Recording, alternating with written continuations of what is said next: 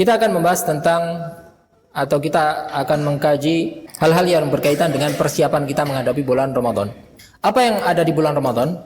Bulan Ramadan itu adalah bulan yang kita kenal sebagai bulan puasa. Selain itu juga kita kenal sebagai bulan suci. Ada lagi bulan Ramadan juga dikenal sebagai bulan Al-Quran. Syahrul Ramadan, Syahrul Quran juga. Bulan puasa. Bulan Ramadan dinamakan sebagai bulan puasa karena di bulan itulah kaum muslimin diwajibkan untuk berpuasa. Satu-satunya puasa yang wajib dilakukan oleh umat Islam seluruhnya adalah puasa Ramadan. Ketika Rasulullah SAW didatangi oleh seorang dari kalangan Arab Badui dan bertanya kepada beliau bahwasanya syariat Islam ini sudah amat banyak, beritahukan tentang apa yang harus aku lakukan. Maka salah satu yang beliau sebutkan adalah bahwasanya Allah SWT Allah mewajibkan puasa 1 bulan. Yang dimaksud dengan puasa 1 bulan itu adalah puasa Ramadan. Dan dia bertanya, hal alayya ghairuhu? Apakah aku wajib untuk melakukan puasa selain bulan itu? Rasulullah SAW menjawab, la illa antatawwa. Tidak wajib kecuali jika kau ingin untuk melakukan ibadah sunnah atau ingin mendapatkan tambahan pahala, maka dibolehkan. Atau kapan puasa itu diwajibkan atas umat Islam? Apakah ketika Rasulullah SAW diangkat menjadi nabi langsung beliau wajib untuk melakukan puasa? Tidak, karena yang diperintahkan pertama kali ketika Nabi berada di Gua Hira adalah perintah untuk membaca Iqra. Belum turun perintah untuk berpuasa. Jadi pertanyaannya, kapan puasa itu diwajibkan? Kapan perintah puasa itu diturunkan? Kapan puasa itu disyariatkan? Puasa Ramadan itu tidak diwajibkan selama Nabi berada di Madinah. Jadi ketika umat Islam di Makkah maksudnya, ketika umat Islam berada di Makkah, tidak ada perintah untuk berpuasa di bulan Ramadan. Orang-orang Islam tidak puasa di bulan Ramadan. Berapa lama Nabi berada di Makkah? Berdakwah di Makkah setelah diangkat menjadi Nabi? 13 tahun. Selama 13 tahun itu tidak ada perintah untuk berpuasa di bulan Ramadan. Jadi tidak ada perintah untuk puasa bulan Ramadan. Bahkan sholat pun juga tidak diwajibkan. Kapan sholat itu diwajibkan? Ketika Isra Mi'raj, berapa saat sebelum hijrah itu baru diturunkan perintah sholat. Sedangkan puasa selama di Makkah tidak ada puasa Ramadan sama sekali. Kapan puasa Ramadan itu diwajibkan?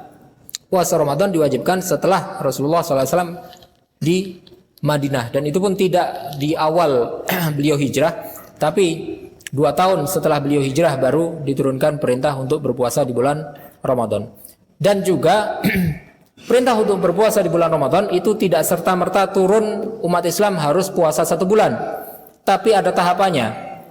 Ketika Allah SWT memerintahkan satu perintah kepada umat Islam atau kepada para sahabat waktu itu, tidak langsung diturunkan perintah sekaligus karena itu nanti akan membebankan.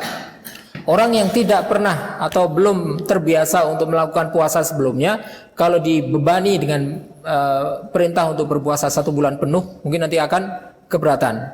Maka Allah SWT menurunkan syariat berpuasa itu secara bertahap, sebagaimana syariat-syariat yang lain. Perintah untuk berpuasa Ramadan itu tidak langsung turun sekaligus. Ketika Rasulullah SAW hijrah ke Madinah, Rasulullah SAW mendapati orang-orang Yahudi itu berpuasa di hari Asyura. Apa itu hari Asyura? Tanggal 10 bulan Muharram. Ketika ditanya, kenapa orang-orang Yahudi melakukan puasa di hari Asyura? Kenapa? Mereka menjawab bahwasanya hadza yaumun zahara fihi Musa ala Firaun. Hari itulah hari di mana, atau tanggal 10 bulan Muharram itulah hari di mana Nabi Musa mengalahkan Firaun. Hari di mana Allah menenggelamkan Firaun. Hari di mana Allah menyelamatkan Bani Israel bisa keluar dari Mesir.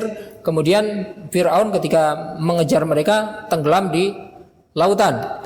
Maka orang-orang Yahudi berpuasa pada hari itu karena mereka bersyukur atas nikmat Allah ini. Mereka bisa keluar dari penindasan Firaun. Ketika mendengar hal itu, maka Rasulullah SAW bersabda kepada para sahabatnya, antum ahaqqu bi Musa minhum fasumu. Kalian lebih berhak terhadap Nabi Musa alaihissalam. Karena kalianlah yang sebenarnya mengikuti ajaran Nabi Musa alaihissalam. Karena orang-orang Yahudi itu meskipun dulu mereka adalah umatnya Nabi Musa, tapi mereka tidak amanah ketika diberikan beban untuk meneruskan dakwahnya Nabi Musa alaihissalam. Taurat yang diturunkan kepada Nabi Musa banyak diselewengkan oleh mereka. Mereka banyak membuat syariat baru, banyak membuat ajaran baru. Ittakhadhu ahbarahum wa ruhbanahum arbaban min dunillah. Mereka menjadikan para pendeta mereka itu sebagai Tuhan. Bagaimana mereka menjadikan pendeta itu sebagai Tuhan? Pendeta itulah yang, atau para biarawan itulah mereka yang mengharamkan apa yang tidak mereka sukai dan juga menghalalkan apa yang mereka inginkan. Sehingga Taurat itu sudah tidak murni seperti yang diturunkan kepada Nabi Musa alaihissalam. Maka Rasulullah SAW bersabda kepada para sahabatnya, antum ahaqqu bi Musa minhum.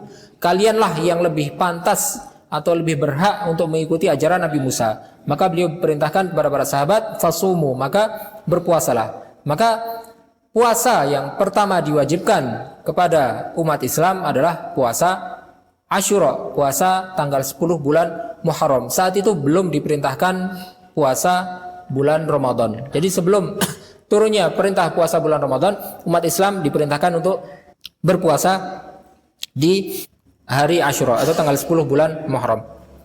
Jadi tahapan pertama ketika Allah SWT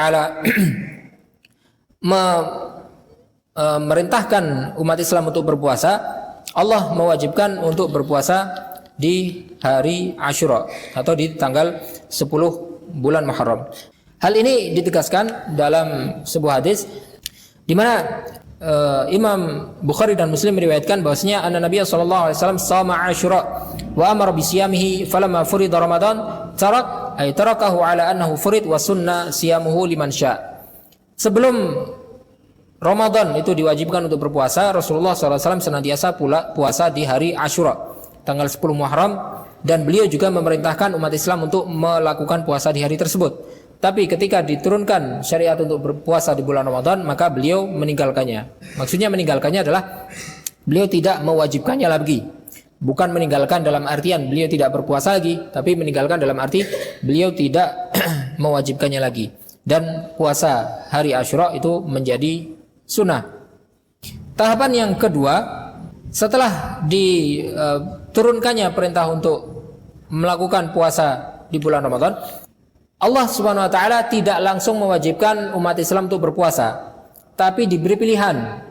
Boleh berpuasa atau gantinya puasa memberi makan orang miskin. Jadi satu hari yang diwajibkan untuk berpuasa, kalau tidak berpuasa gantinya adalah memberi makan orang miskin. Allah Subhanahu wa taala menurunkan firman-Nya, wa 'alal ladzina yutiqunahu fidyatun ta'amu miskin.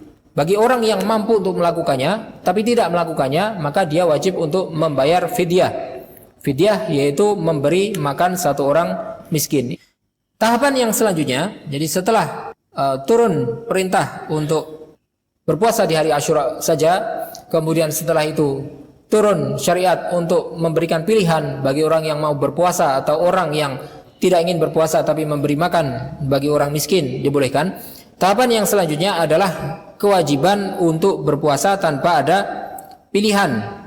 Jadi setelah sebelumnya ayat yang diturunkan oleh Allah itu, wa 'alal ladzina yutiqunahu fidyatun ta'amu miskin, orang yang ingin untuk memberi makan orang miskin itu dibolehkan untuk tidak berpuasa dengan syarat dia mengganti puasa itu dengan fidyah.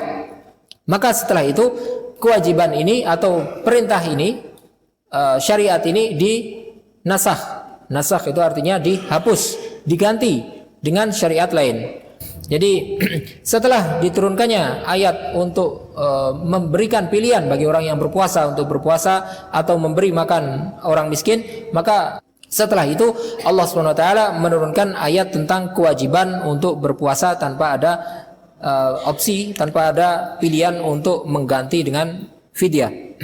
Jadi tahapan yang selanjutnya, setelah pertama hanya yang diwajibkan hanya puasa Asyura, yang kedua yang diturunkan adalah pilihan antara berpuasa atau memberi makan orang miskin, maka yang ketiga adalah kewajiban untuk berpuasa di bulan Ramadan. Di mana kewajiban berpuasa di bulan Ramadan ini juga tidak turun syariatnya sebagaimana yang kita jalani sekarang. Di awal perintah puasa dulu, tata cara berpuasa itu sebagaimana masih seperti puasa yang dilakukan oleh ahli kitab, oleh umat sebelum kita, Yahudi dan Nasrani. Bagaimana cara mereka berpuasa? Puasa yang disyariatkan bagi umat Islam pertama kali adalah puasa itu diwajibkan memang sama dari terbit fajar sampai terbenam matahari. Tetapi bagi orang yang sudah ketiduran setelah maghrib, maka dia sudah tidak boleh untuk makan apa-apa lagi. Jadi tidak ada istilahnya sahur. Orang yang setelah berbuka misalnya kemudian ketiduran atau sudah tidur, maka ketika tidur itu dia sudah wajib memulai berpuasa. Ini syariat yang pertama ketika diwajibkan bulan Ramadan. Ada satu kejadian di mana ada seorang sahabat yang pulang bekerja kecapean di bulan Ramadan, dia berpuasa, kemudian ketika datang ke rumah dia tanya kepada istrinya, apakah ada makanan?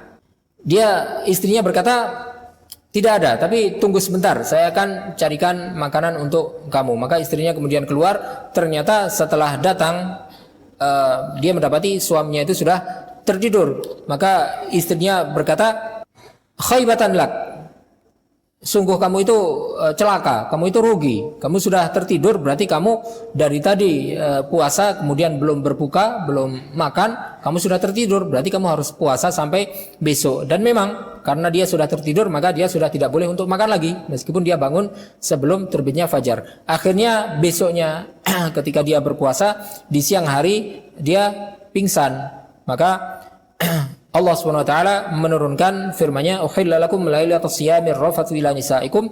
Dan juga Allah menurunkan firman-Nya, "Wa kulu washrabu hatta yatabayyana lakumul khaytul abyadu minal khaytil aswad." Makanlah dan minumlah sampai jelas bagi kalian itu garis atau benang putih dari benang hitam. Maksudnya adalah kalian tetap boleh makan sampai benar-benar terang. Jadi sampai terbit fajar itu kalian tetap boleh makan meskipun kalian sudah tertidur. Jadi ini adalah tahapan yang selanjutnya atau tahapan yang terakhir yang juga berlaku sampai hari ini. Jadi boleh untuk tetap makan di malam hari. Uhilla lakum lailatas siyamir rafathu ila nisaikum. Di malam hari yang haram bagi laki-laki di siang hari itu dibolehkan ketika malam hari tiba dan semalam penuh itu dibolehkan. Dan juga kulu washrabu hatta yatabayyana lakumul khaytul abyadu minal khaytil aswad. Dibolehkan untuk makan dan minum di malam hari sampai Allah berfirman hatta yatabayyana lakumul khaytul abyad, sampai benang putih itu menjadi jelas bedanya dengan benang hitam. Apa artinya? Ketika ayat ini pertama kali turun, ayat ini turunnya hanya sampai minal khaytil aswad saja. Hatta yatabayyana lakumul khaytul abyadu minal khaytil aswad, sampai benang putih itu terlihat jelas dibandingkan dengan benang hitam. Maka ada sahabat yang kemudian memang mengamati. Jadi dia menyimpan dua benang, satu benang putih, satu benang hitam, diletakkan di bawah tempat tidurnya, di bawah bantalnya. Kemudian ketika dia bangun, dia amati benang putih dengan benang hitam itu sudah bisa dibedakan atau belum. Kalau sudah bisa dibedakan, berarti sudah tidak boleh untuk makan lagi, sudah wajib berpuasa. Tapi ketika hal itu disampaikan kepada Rasulullah SAW, Rasulullah mengoreksi pemahamannya.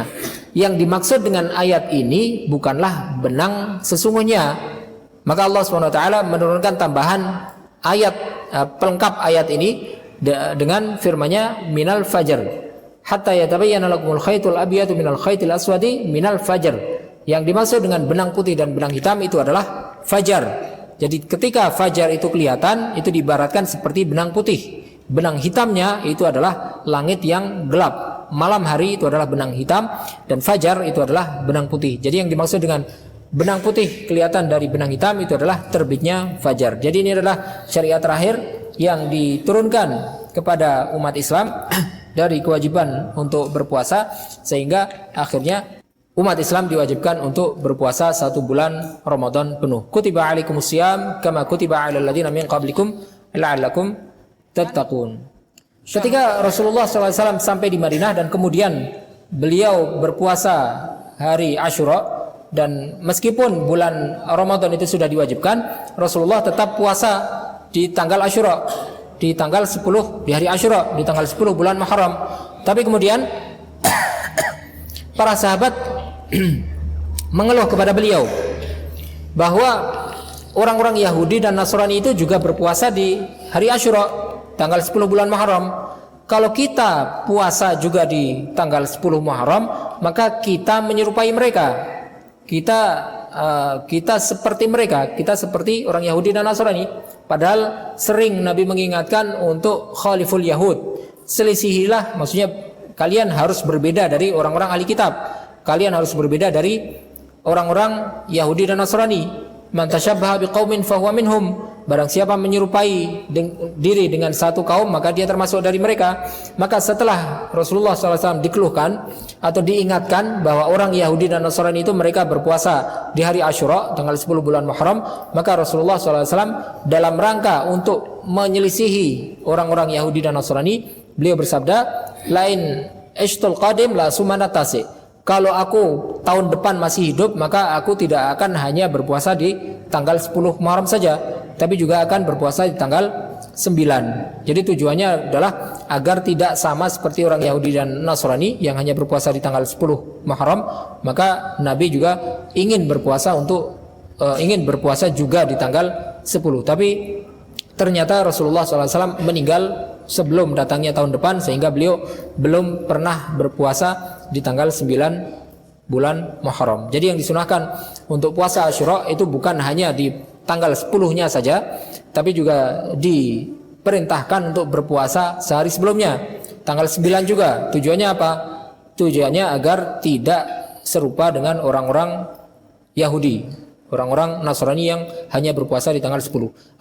Atau kalau tidak bisa berpuasa di tanggal 9, boleh puasa tanggal 10 dan 11 juga. Jadi yang penting tidak seperti orang-orang dari ahli kitab. Ini yang kita kaji dalam kesempatan kali ini, tentang syariat puasa atau tentang sejarah bagaimana diwajibkannya berpuasa bagi umat ini. Dan dalam kesempatan yang selanjutnya insyaallah akan kita lanjutkan dengan hukum-hukum yang berkaitan dengan puasa di bulan Ramadan.